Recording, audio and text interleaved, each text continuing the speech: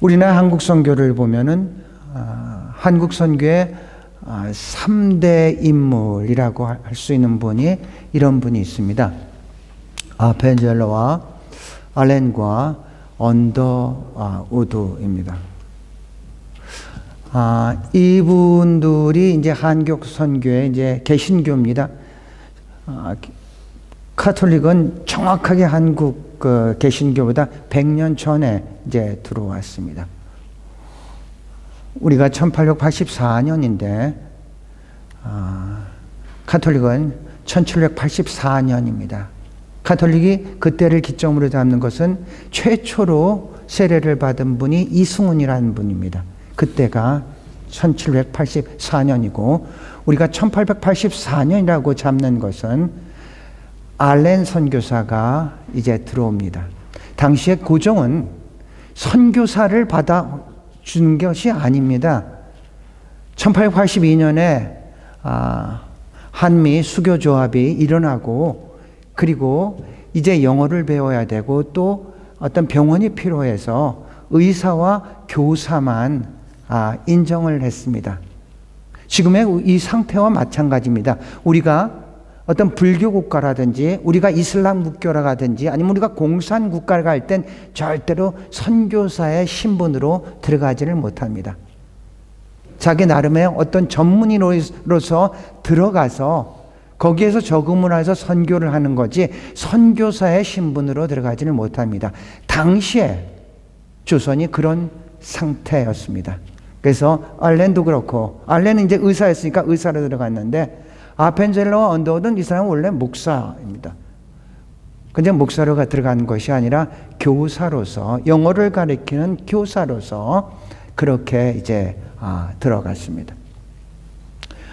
아펜젤러는 우리가 이제 감리교를 처음으로 이제 시작한 한국에서 시작한 분이고 알렌은 의사였습니다. 그리고 언더우드는 장로교를 이제 시작한 분이고 언더우드는 4대까지 이어집니다. 그래서 이 언더우드를 통해서 우리가 잘 알고 있는 연대가 이렇게 서게 됩니다.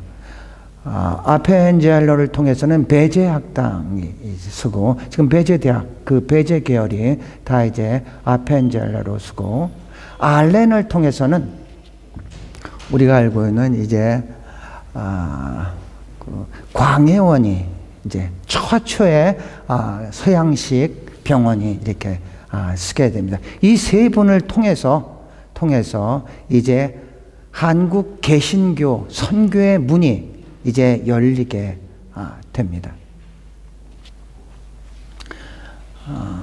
대천은 우리가 잘 알고 있습니다.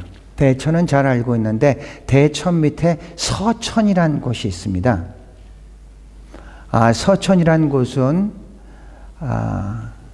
두 가지로 이렇게 우리 기독교에서 이제 좀 알려졌습니다. 하나는 최초로 성경이 반포된 곳이 이제 서천입니다. 또 하나는 아펜젤러가 이제 제물포에서 배를 타고 목포로 선교 여행을 가다가 그 서천 근방에서 침몰해서 아펜젤러가 이제 죽게 됩니다. 그래서 거기에서는 아펜젤러의 순교 기념관이 있습니다. 아펜젤러의 그 순교 기념관에 들어가 보니까 이런 지도가 있다는 것을 저도 처음 알았습니다. 그냥 어떤 그 책에서만 봤지 구체적으로 이렇게 나왔었던 것은 제가 거기서 처음 봤는데 1909년 한반도 선교지 분담도입니다. 자, 우리나라가 왜 장로교가 많느냐? 간단합니다. 당시에 왔었던 선교사님들이 대부분 장로교에서 왔습니다. 미국의 북장로교, 미국의 남장로교, 캐나다 장로교, 호주 장로교 이런 선교사님들이 우리에 와서 선교를 했기 때문에 우리가 장로교가 그렇게 많습니다. 한국에 있는 분들은 장로교가 세계에서 가장 큰 교단이라고 생각하는데 아주 약한 교단입니다. 장로교 인구를 세계적으로 보면은 이렇습니다. 게 장로교의 반이 한국에 있습니다. 그렇게 약합니다. 그런데 우리는 장로교가 전부라고 이렇게 생각하는데 그렇지는 않습니다. 선교사들이 이렇게 많이 왔기 때문에 그렇습니다. 선교지를 분할을 하는데 이 사람들이 선교사들이 오니까 이게 선교가 자꾸 중첩되고 이게 효과적이지 않다 보니까 우리 이러지 말고 선교지를 나눕시다. 그래가지고 이제 선교지를 나누게 됩니다. 후발주자였던 이제 호주는 1889년에 이제 들어오는데 주자였던 호주는 바로 이제 경남과 부산 지역으로의 이제 여기서 이제 선교를 하게 됩니다. 경남과 부산 지역은 호주 선교사들에 의해서 복음화된 지역입니다.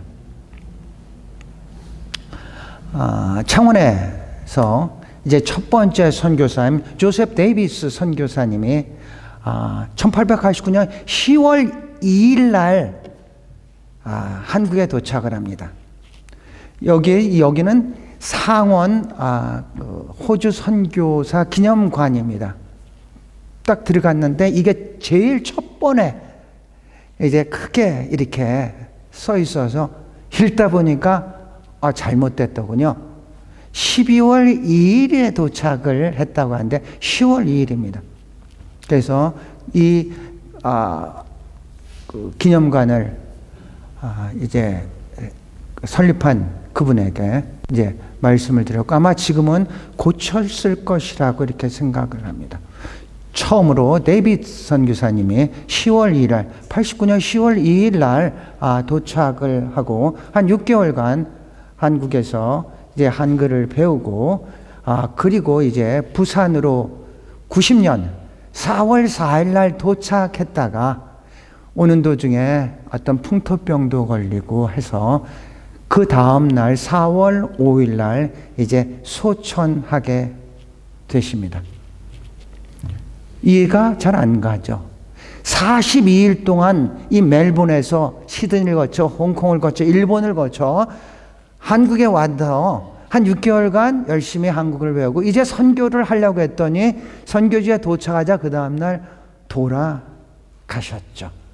우리가 인간적인 생각으로서는 참 이해하지 못할 세상에는 이런 많은 일이 있는데 그런데 호주에서 이 소식을 듣고 더 많은 선교사들을 보내기 시작해서 지금까지 127명의 선교사가 경남과 부산 지역을 복음화 시켰습니다. 아까 한국 전체 어떤 기독교의 어떤 역사를 알기 위해서는 3인방이 있다고 했습니다.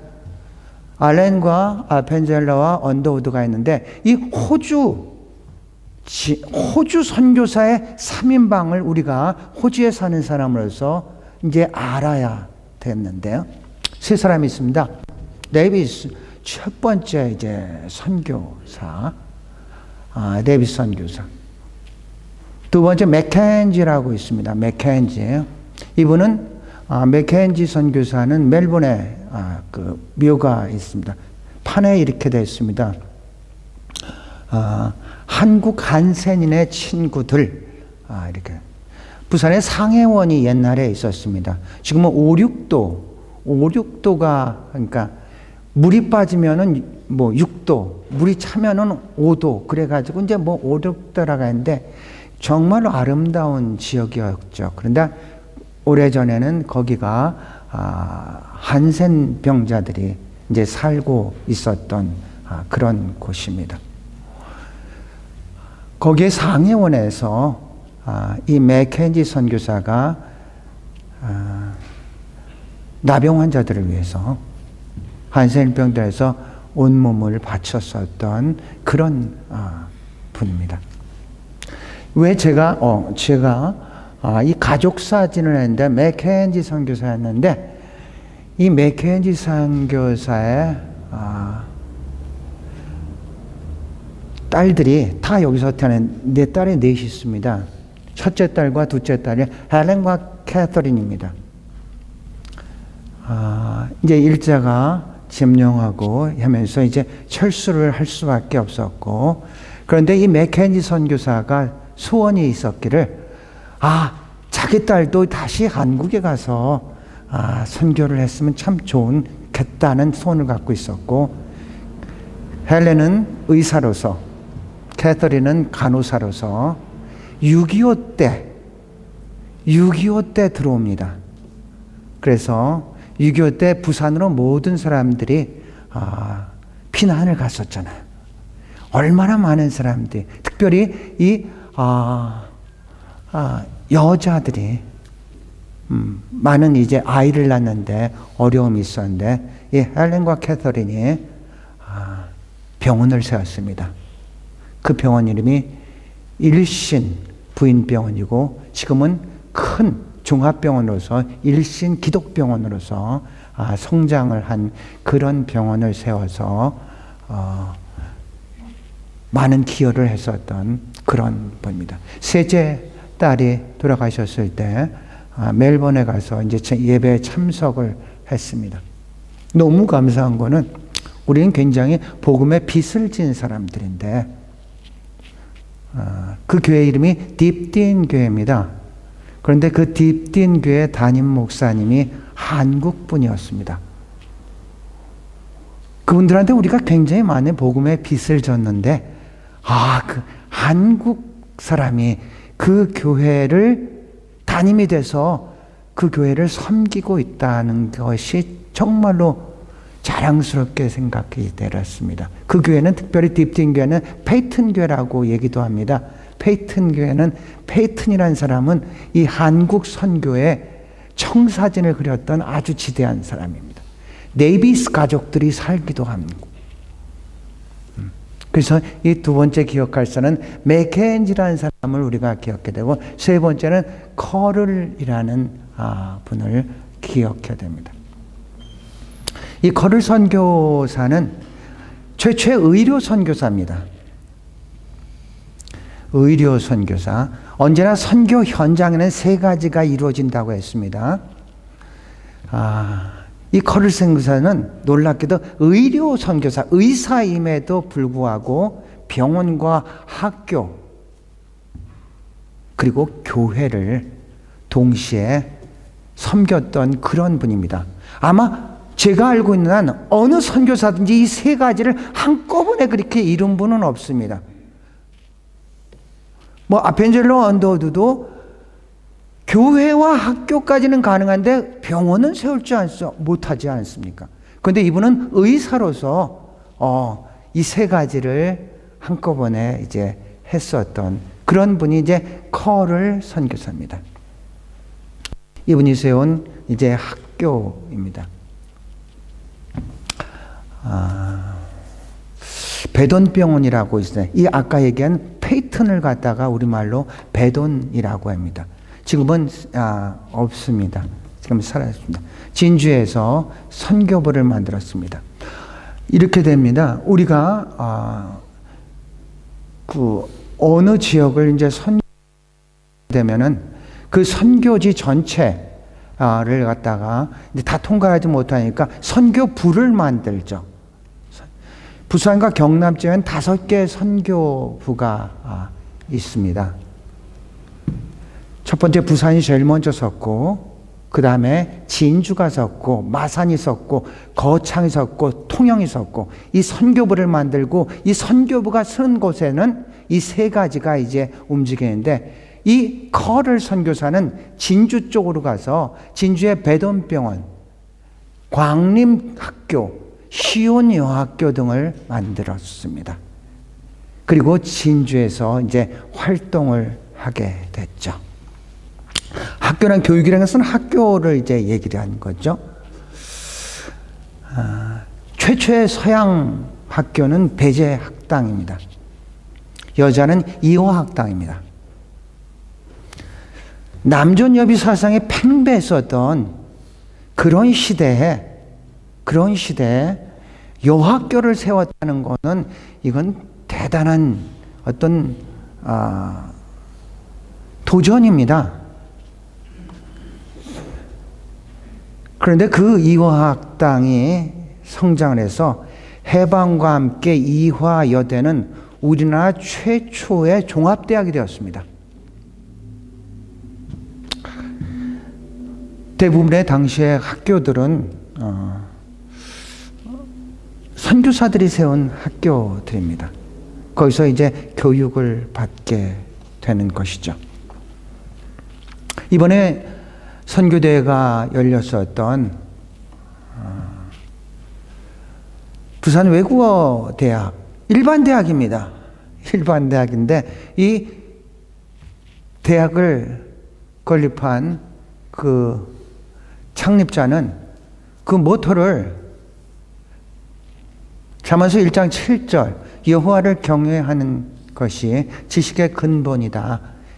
이것이 학교의 교훈으로서 그 부산 외국어 대학을 이제 세웠습니다.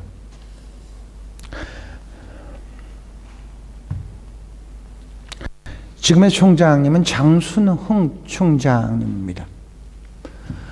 모임은 이렇게 가졌습니다. 그분이 이제 아침에 세계 선교사들이 전 5대양 6대주에서 연합해서 기도회를 할 때 이분이 초청 강사가 돼서 이제 거기서 말씀을 전하고 이분의 어떤 선교에 대한 비전을 듣는 모든 사람들이 공감을 하면서 부산 외국어대에서 지원을 해서 세계 선교사대회를 열었으면 참 좋겠습니다. 그게 구체화돼서 제3회 세계 선교 대회가 부산 외국어대학에서 열렸고 그 모든 것들은 그 물질적인 지원은 부산 외국어대학에서 이제 지원을 해 줬습니다. 이분이 이제 선교대회가 열리면서 잠깐 말씀할 기회가 있었는데 이분의 모토는 이렇습니다. 부산 외국어대학은 어떤 대학이 됐으면 참 좋겠는가? 하나님이 가장 기뻐하는 대학이 되고자 한다. 기뻐하는 대학? 일반 대학입니다. 여러분, 기독교 학교라는 게 뭐가 기독교 학교라고 생각하십니까? 채플이 있으면 기독교 학교라고 생각하십니까? 신학과가 있으면 기독교 학교라고 생각하십니까? 기독교 대학은 기독교 정신으로 모든 학문을 가르칠 수 있을 때 진정한 기독교 대학이 기독교 학교가 될 수가 있는 겁니다. 여기에는 그 신학교와도 그런 거 없습니다. 그냥 외국어 대학인 것처럼 어떤 언어를 중심으로 해서 여러 과가 있는데 그 모든 과목을 가르칠 때 기독교의 정신으로서 가리키고 있는 그런 학교입니다. 여기서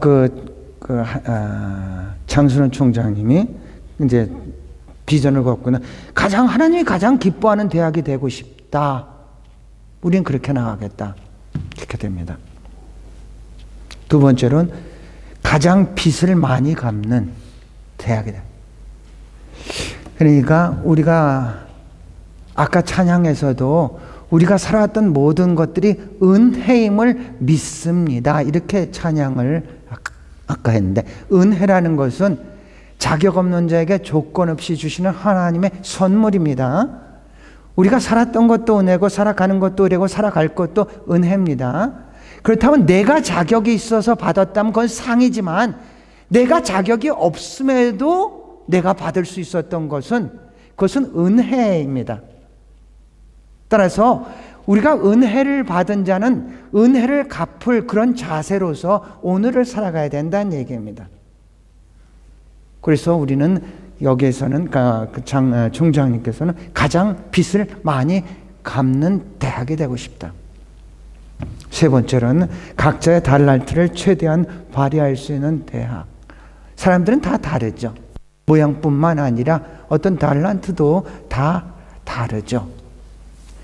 각자의 달란트, 하나님이 주신 그 달란트를 최대한 발휘할 수 있게끔 그런 대학이 되고 싶다. 이것을 보면서 이런 생각을 했습니다. 첫 번째, 하나님이 가장 기뻐하다는 단어. 기쁨이라는 단어는 가라입니다. 그 다음에 두 번째로 빛을 많이 갚는 은혜.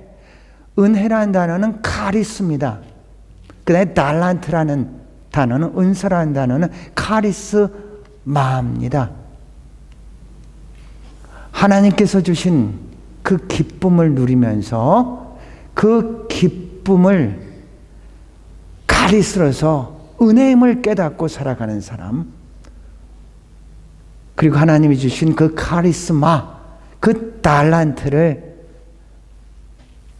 최대한 발휘하면서 살아갈 수 있는 그런 대학.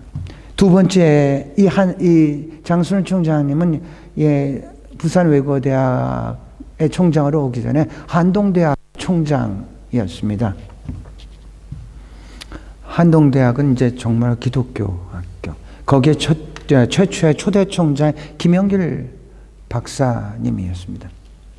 김영길 박사님이 그 학교를 세우면서 그런 말씀을 하고 또 그렇게 교육을 했고, 그렇게 한동대학 학생들이 그렇게 또 그 학교의 교육의 이념을 따라서 많은 인재들이 배출됐는데, 그분이 항상 하셨던 말씀은 배워서 남주자였습니다.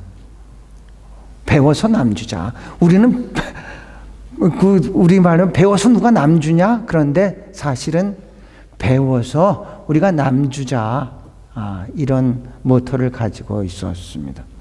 이게 교육입니다.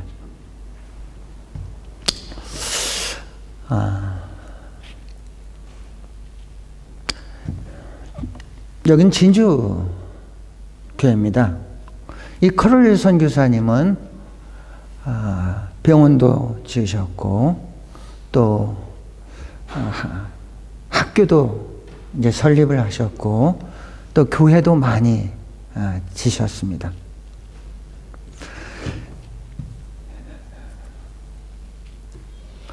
학교가 우리의 어떤 정신적인 문제를 해결하는 거라면은 병원은 육적인 문제를 하는 거고, 교회는 어떤 영적인 문제를 이제 해결하는 곳이라고 할 수가 있겠습니다. 커럴 선교사는 배돈병원과 강림교회 그리고 진주교회를 비롯한 많은 교회를 세웠습니다. 보통 이 세 가지는 한 사람이 할 수 있는 것이 아님에도 불구하고 이분은 이 세 가지를 동시에 했습니다. 예수님의 궁극적으로 이렇게 한 것은, 예수님의 전도의 초점은 뭐냐면 하나님의 나라의 복음을 전파했습니다. 회개하라, 천국이 가까이 왔다. 성경 전체는 하나님의 나라에 대한 이야기입니다. 하나님의 나라.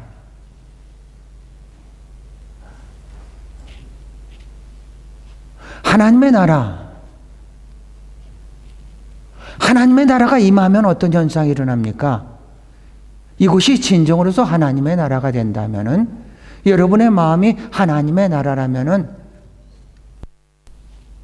하나님의 나라는 로마서 14장 17절에 보면은 하나님의 나라는 먹는 것과 마시는 것이 아니라 오직 성령 안에서 의와 평강과 희락이 있는 곳인 줄로 믿습니다. 이것이 하나님의 나라예요. 그러니까 우리의 교회가 하나님의 나라인지 아닌지를 어떻게 알 수 있냐면은 정말로 이곳에서 하나님의 의와 하나님의 평강과 하나님의 기쁨, 희락이 여기에 충만한지 안 한지를 여러분이 볼 수 있다면은 우리 교회가 그렇다, 하나님의 나라인가 아닌가를 알 수 있습니다. 이것은 예수님의 말씀뿐만 아니라 사도 바울이 사도행전 28장 31절로 끝나는데, 사도 바울이 그 감금된 그 집안에서 많은 사람들이 찾아왔는데 무엇을 가르쳤느냐? 사도 바울은 이걸 가르쳤습니다. 그 오는 모든 사람들한테 하나님의 나라에 대해서 가르쳤다고 했습니다. 하나님의 나라입니다.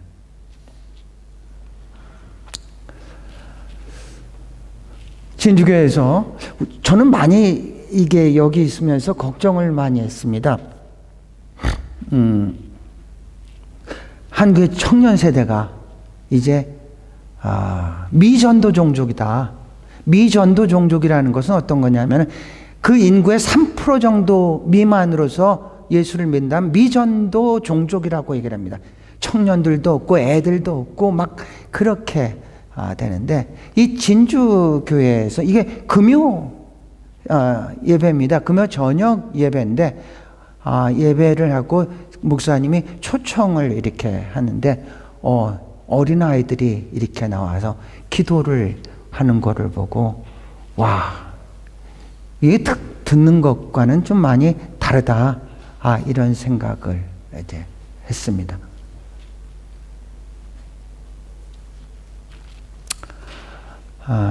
이분은 이제 커를 선교사님의 외손자 기돈 르드포드입니다.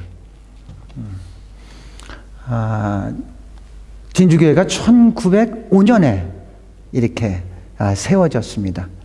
그래서 110주년 기념을 해서 남은 그 유가족 중에서 이제 르드포드 이분을 초청을 했습니다. 초청을 해가지고 이분들을 그러니까 부부한테 이제 정말로 당신의 외할아버지인 커를 선교사가 얼마나 많은 일을 했는가에 대해서 그분한테 정말로 대신해서 이제 감사를 하게 됐습니다. 그러면서 감사패를, 기념패를 이분들한테 이제 드렸습니다. 제가 그 기념패를 잠깐 읽어보겠습니다. 커를 선교사님은 진주를 비롯하여 삼천포, 남해, 하동, 찬선 등의 많은 교회를 설립하여 수많은 영혼을 구원하셨습니다. 또 선교사님 부부는 진주에 남녀학교를 세워 아이들을 가르치시고 배돈 부인 기념병원을 세워 많은 환자들을 치료해 주셨습니다. 우리 진주교회와 교인들은 너무나 고귀하신 하나님의 선교사역을 감당하신 커를 선교사님 가족을 언제나 추모하고 있습니다. 이번에 커를 선교사님의 후손이 우리 교회를 방문하심에 그 감사하는 마음을 이 패에 새겨 드립니다.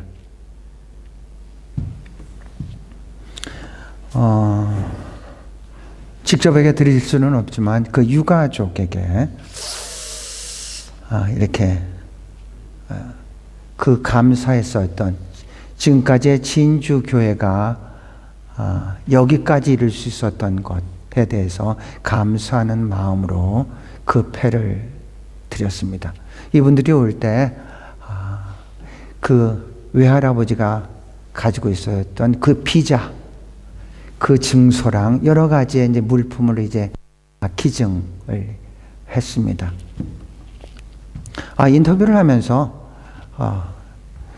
그분이 그때 총도 있었는데 총을 가져오려니까 이 세관한테 걸릴 것 같아서 총은 못 갖다 드렸다고 그렇게 얘기를 합니다. 글을 마치면서 저는 이렇게 글을 마쳤습니다. 이 패에 새겨진 마음은 진주교회가 커를 선교사에게 드리는 마음인 동시에 어둠과 가난과 인심에 묶여있는 조선의 복음을 들고 생명 바치며 땀과 피를 흘려 헌신한 모든 선교사들에게 드리는 우리의 마음이기도 합니다. 우리는 복음에 빚진 사람들이죠. 많은 빚을 졌죠. 한국이 오늘에 이렇게 이르기까지 이건 엄청나게 기도가 기여를 했습니다. 이따 오후에 주기철 목사님 기념관에 가서 찍었었던 것들을 이제 설명도 해드릴 텐데, 기념관은 주기철 목사님의 기념관은 독립운동가로 이렇게 묘사가 되어 있습니다. 우리는 많은 날에 많은 빚을 지고 있습니다.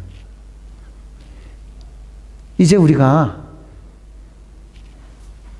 선교를 받던 나라에서 선교를 하는, 그것도 세계적으로 뭐 2, 3위 정도로 막 엄청나게 많은 선교사들이 세계적으로 나가서 땀을 흘리며 피를 흘리며 그 나라를 위해서 선교를 하고 있습니다. 경제적으로도 우리가 원조를 받던 나라에서 원조를 주는 나라로 그렇게 엄청나게 발전을 한 정말로 대단한 나라입니다. 선교적으로 보는 아까 얘기한 그 딥딘에 우리는 많은 빚을 졌는데, 그런데 이제 거기에 담임 목사가 한국 사람으로서 그 교회를 섬기고 있다는 것, 처음으로 개신교 순교자는 토마스 선교사입니다. 1866년 병인년에 토마스 선교사님이 대동강에서 소천을 이제 그 순교를 하시죠. 그 토마스 선교사님을 보낸 교회가 영국의 웨일즈입니다. 정확하게 하노버 교회인데, 그 하노버 교회를 갔을 때 담임 목사가 한국 사람이었습니다. 너무 감사해요. 우리가 이제 나누는 사람들, 베푸는 사람들, 배운 사람으로서 주기 위해서 그렇게 살아가는 사람들, 그런 나라로도 국격이 올라가고 우리 개인적으로도 이런 신앙의 인격이 올라가서 그런 사람으로 우리가 살아갈 수 있다는 것들이 너무나 감사했습니다. 예수님께서 이 땅에 오신 것은 이제 이 세 가지의 사역을 통해서 구원을 이제 주셨죠. 구원이라고 하는 것은, 전도라는 것은 철저하게 어떤 영혼 구원에 초점을 맞춘다면, 선교라는 것은 전인 구원에 초점을 맞춥니다. 인간이라고 한다면 영혼만 있는 것은 아니지 않습니까? 육도 있고 정신도 있는데 무언가에 억눌려서 살아가는 그 사람, 물질적으로든지 정신적으로든지 영적으로든지 억눌려서 살아가는 그 사람에게 우리가 도움을 줘서 그 억눌림에서 해방되는 것이 바로 소테리아라는 구원이란 뜻입니다. 우리가 구원받은 것은 아직도 구원받지 못한 사람들을 구원하기 위해서 하나님께서 먼저 우리를 은혜로 구원해 주신 줄로 믿습니다. 선교의 현장은 교회가 아니라 여러분의 삶이 터가, 현장이, 거기가 선교의 현장입니다. 과거에는 어딘가를 가서 선교를 한다고 생각하지만 이제 땅끝이 우리가 사는 곳으로 계속해서 오고 있지 않습니까? 여러분이 만나는 그 모든 사람들이 바로 그 사람이 선교의 대상이란 얘기입니다. 교회 사이즈가 커서 큰 교회가 아니라 그 구성원들이 선교사의 마음을 가지고 그가 살아가는 그 삶의 현장에서 선교사의 삶을 살아가는 그런 교회가 큰 교회라고 생각합니다. 우리 교회가 큰 교회가 될 수 있기를, 사람 보는 앞에서가 아니라 하나님이 기뻐하는 교회가 될 수 있기를, 하나님의 많은 은혜를 받은 교회로서 이제 빚을 갚을 수 있는 그런 교회가 될 수 있기를, 하나님이 주신 달란트를 여러분이 최대 극대화해가지고 여러분을 통해서 여러분의 삶의 현장이 하나님의 나라가 이루어질 수 있기를 주의 이름으로 축원합니다. 기도하시겠습니다.